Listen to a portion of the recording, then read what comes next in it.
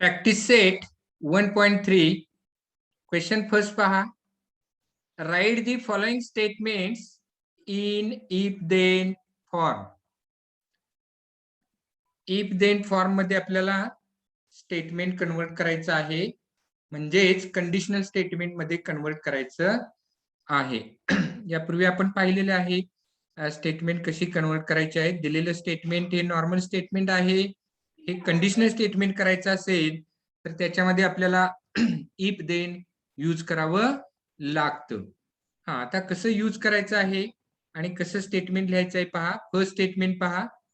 The opposite angles of a parallelogram are congruent. पहा statement कसं आहे. The opposite angles of a parallelogram are congruent. आता हे conditional करायचं आहे, म्हणजे याच्यामध्ये इफ देन यूज करायचं आहे. पहा मग आता इथे आन्सर कसं लिहायचं आहे ते. तर स्टार्ट करताना इफ पासून स्टार्ट करायचं आहे. इफ क्वाड्रिलॅटरल, पहा इफ अ क्वाड्रिलॅटरल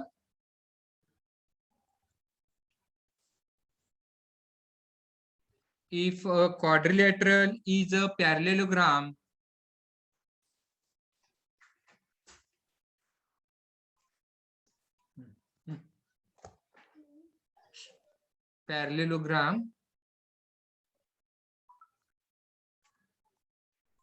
then इथे कॉमा द्यायचा आणि पुढे देन लिहायचा आहे.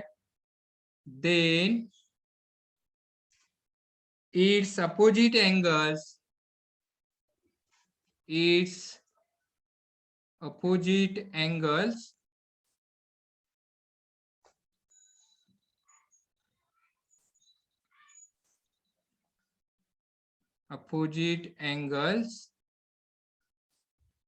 are congruent.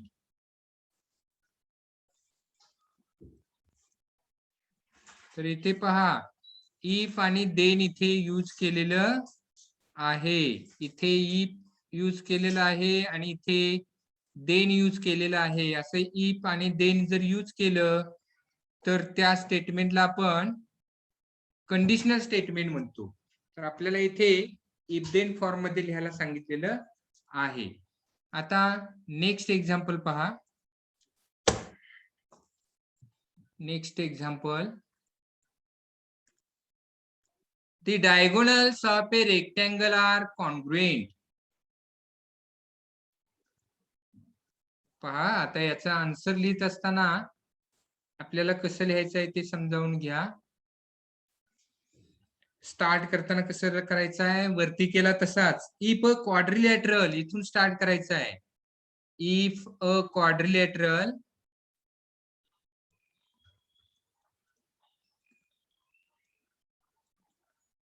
if a quadrilateral is a rectangle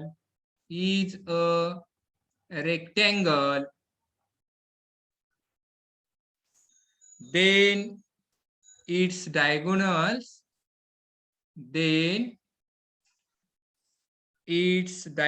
are congruent. Then its diagonals are congruent. Diagonals are congruent. Okay. तर असं इफ देन फॉर्म मध्ये कन्वर्ट करायचं आहे. इथे आपण इफ आणि इथे देन यूज केलेलं आहे. ओके. त्यातला सब क्वेश्चन थर्ड पहा. In an isosceles triangle, the segment joining the vertex and the midpoint of the base is perpendicular to the base. तर याचा अर्थ समजावा म्हणून मी थोडं सांगतोय पहा. तर समजा आयसोस्केल ट्रायंगल म्हणजे टू साइड्स इक्वल सेम असतात, हे लक्षात घ्या. तर इथे समजा आपण हा ट्रायंगल इथे घेतलेला आहे, तर ही साइड आणि ही साइड इक्वल आहे. तर याच्यामध्ये काय केलं पहा, इन एन आयसोस्केल triangle the segment joining the vertex and mid point of the base, इथे बेस आहे, बेसचा मिड पॉइंट आणि हा व्हर्टेक्स यांना जोडणारा सेगमेंट काढलेला आहे, तर तो परपेंडिक्युलर असतो, बेसला परपेंडिक्युलर असतो. तर ही आपल्याला प्रॉपर्टी माहिती आहे. तर याच्यामध्ये आपल्याला ईप आणि देन यूज करायचं आहे, हे लक्षात घ्या. तुम्हाला हे अर्थ समजावं म्हणून सांगितलेला आहे. इन एन आयसोस्केल triangle the segment joining the vertex and the mid point of the base, mid point of the base is perpendicular to the base. तर हा जो आहे तर तो या बेसला परपेंडिक्युलर आहे. ओके. हा, तर आता इफ अँड देन इथे यूज करायचं आहे. फक्त अर्थ समजावा यासाठी मी ते सांगितलेलं होतं. तर इथे पहा, आता आपण इफ अँड देन यूज करू. आन्सर लिहिताना कसं लिहायचं आहे पहा. स्टार्ट करताना इफ पासून स्टार्ट करायचं आहे. इफ अ रेक्टँगल, सॉरी, आता इथे ट्रायंगल आहे. If a triangle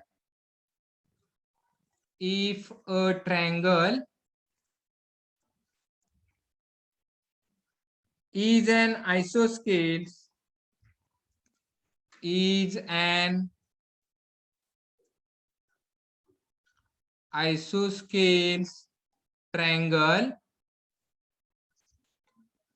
isosceles triangle, then the segment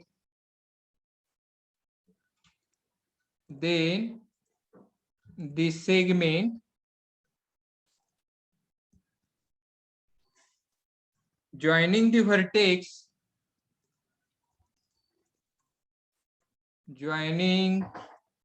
vertex and the midpoint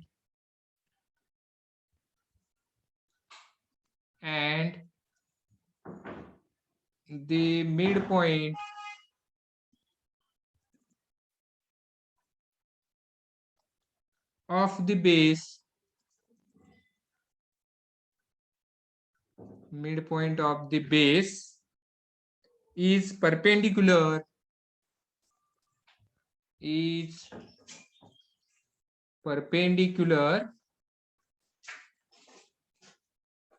to the base.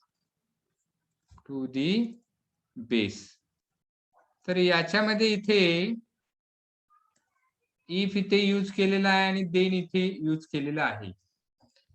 तर लिहिताना सोपं आहे. इथे स्टार्टिंगला इफ घ्यायचं आहे, मात्र इथे ट्रायंगल असल्यामुळे इफ ट्रायंगल इज अन आयसोस्केल ट्रायंगल असं लिहायचं आहे. आणि मग देन नंतरचा पुढचा पार्ट हा पहा पूर्ण आहे तसा लिहिलेला आहे.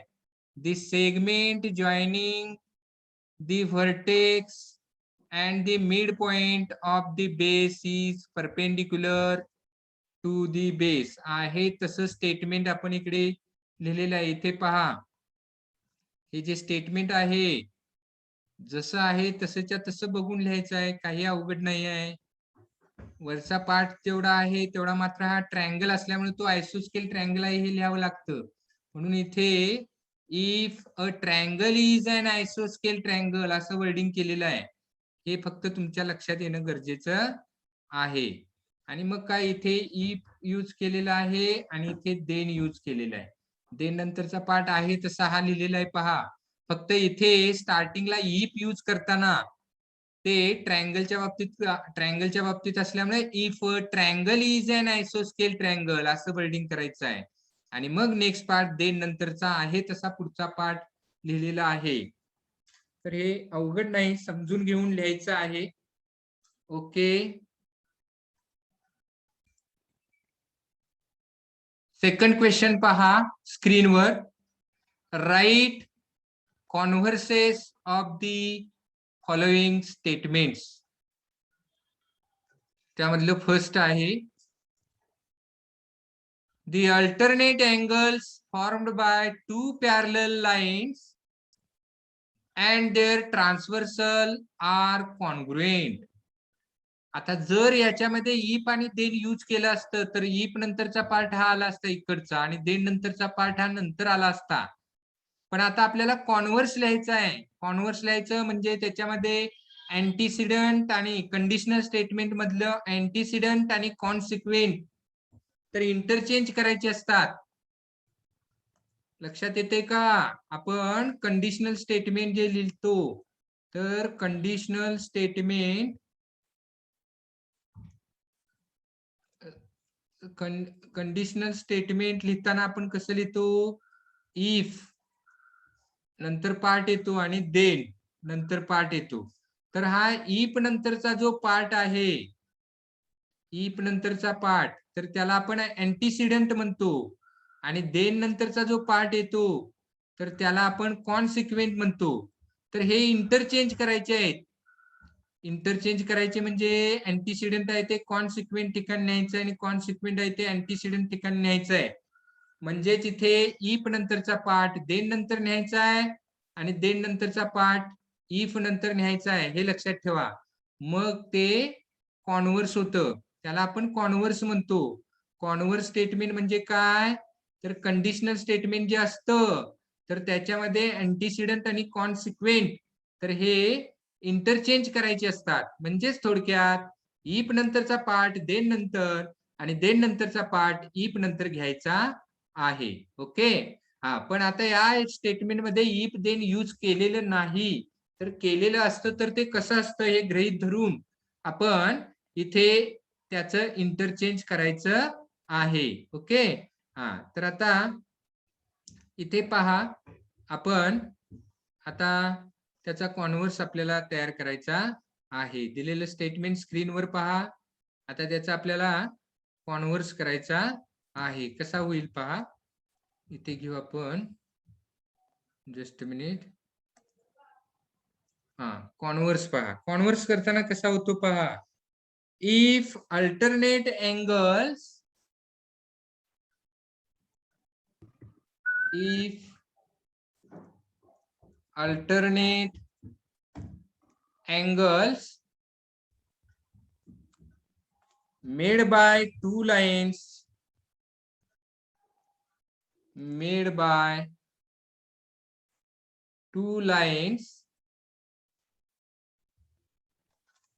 and its transversal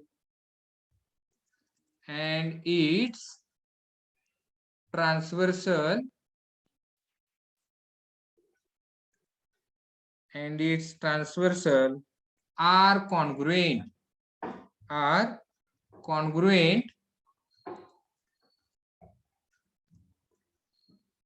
then the lines are parallel. Then the lines are parallel. तर हे असं होणार आहे. तर इथे हे पहा, alternate angles formed by two parallel lines. तर इथे अँड देअर ट्रान्सव्हर्सल म्हटलेलं आहे, आर कॉन्ग्रुएंट म्हटलेलं आहे. लक्षात आलं का? तर हा कॉन्ग्रुएंट पार्ट आहे तो पुढे घ्यायचा आहे, म्हणून तो इथे आला पहा, पुढे आलेला आहे. मात्र हे डिटेल लिहावं लागलं. Alternate angles made by two lines and its transversal are congruent, then the lines are parallel. Okay. तर हा पॅरलल पार्ट होता पहा, लाईन्स पॅरलल हा पार्ट, तर हा नंतर आलेला आहे. आणि हा कॉन्ग्रुएंट पार्ट आहे तर तो अगोदर आलेला आहे. हे इंटरचेंज केलेलं आहे. तर हे असं आपल्याला व्यवस्थित ते करता आलं पाहिजे. स्टेटमेंटची रचना व्यवस्थित करता आली पाहिजे. यासाठी तुम्हाला याचा सराव असणं गरजेचं आहे. तर ही उदाहरणं आहेत. तर एक दोन वेळा तुम्ही पाहिलीत, सोडवलीत, एकदा लिहिलीत तर तुम्हाला त्याचा सराव होईल. कसं लिहायचं ते कळतं आपल्याला. आणखीन आता उदाहरण आपण पाहू, एक्झाम्पल पाहू. Next, second, if a pair of the interior angles made by a transversal of two lines are supplementary, then पूर्ण राहिले इथे पहा. If a pair of interior angles made by transversal of two lines are supplementary, then the lines are parallel. Then the lines are parallel. Then the lines are parallel. हा, तर हे असं statement आहे. हा, आता याचा आपल्याला कॉन्व्हर्स करायचं आहे.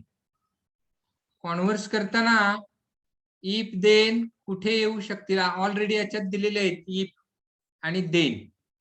तर इथे इफ आहे आणि इथे देन आहे पहा.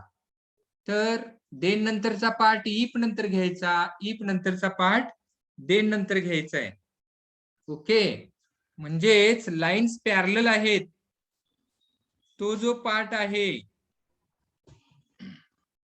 हा नंतरचा पार्ट अगोदर घ्यायचा आहे इफ नंतर, आणि हा जो पार्ट आहे सप्लिमेंटरी तर तो पार्ट नंतर घ्यायचा आहे. मेन पार्ट पहा, लाईन्स पॅरलल आहेत, तो पार्ट अगोदर घ्यायचा आहे, इफ नंतर घ्यायचा आहे. आणि इफ नंतरचा हे दिलेलं आहे सगळं सप्लिमेंटरी अँगल सप्लिमेंटरी, तर तो पार्ट देन नंतर घ्यायचा आहे. म्हणजे आता आपण याचा आन्सर लिहिताना कसं लिहायचं आहे ते समजावून घ्या. सुरुवात करताना इफ पासूनच करायचं आहे. If two parallel lines are, if two parallel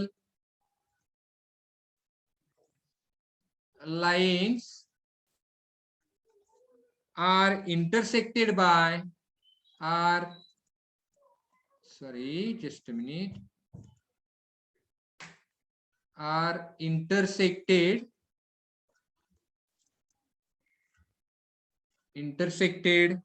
by a transversal,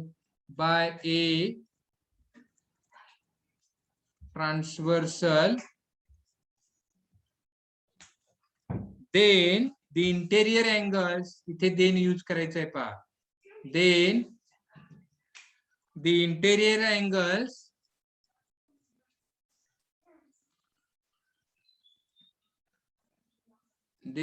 interior angles so formed are supplementary,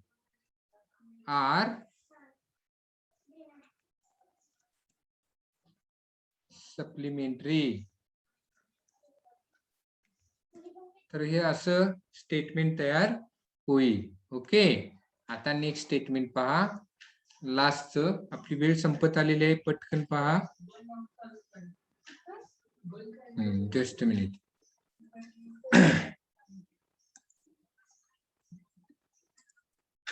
इथे पहा, third, the diagonals of a rectangle are congruent. पहा, आता रेक्टँगल म्हणजे हा क्वाड्रिलॅटरल आहे आणि त्याचे डायगोनल कॉन्ग्रुएंट आहेत. हा कॉन्ग्रुएंट हा नंतरचा पार्ट आहे, तो अगोदर घ्यायचा आहे.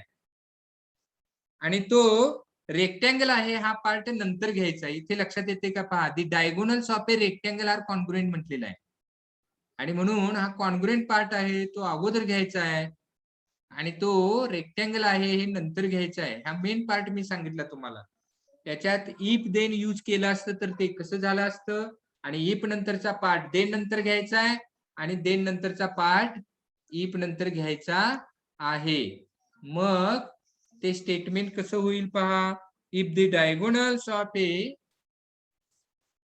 If the diagonals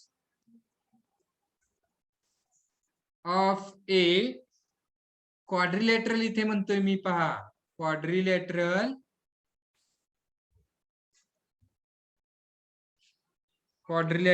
are congruent,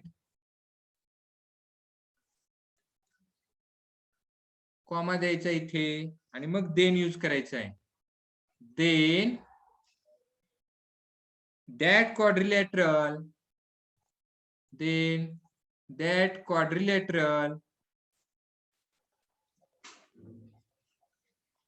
is a rectangle, is a rectangle. तर असं स्टेटमेंट तयार होईल, इज अ रेक्टँगल. तर इथे पहा मी काय सांगितलं, कॉन्ग्रुएंट हा देन नंतरचा पार्ट आहे, तो अगोदर घ्यायचा. पण फक्त कॉन्ग्रुएंट लिहून चालणार नाही. काय कॉन्ग्रुएंट? तर डायगोनल्स कोणाचे? तर क्वाड्रिलॅटरलचे. म्हणून एवढं सगळं वर्डिंग करावं लागतं. If the diagonals of a quadrilateral are congruent. काय नुसतं कॉन्ग्रुएंट म्हणून चालेल? If congruent. काय कॉन्ग्रुएंट? तर याच्यासाठी आपल्याला या कॉन्ग्रुएंट वर्ड साठी हे डिटेल लिहावं लागतं की if the diagonals of a quadrilateral are congruent then that quadrilateral is a rectangle. तर असा आन्सर तयार होईल. ओके, आपली वेळ संपलेली आहे, थांबू आता आपण इथे.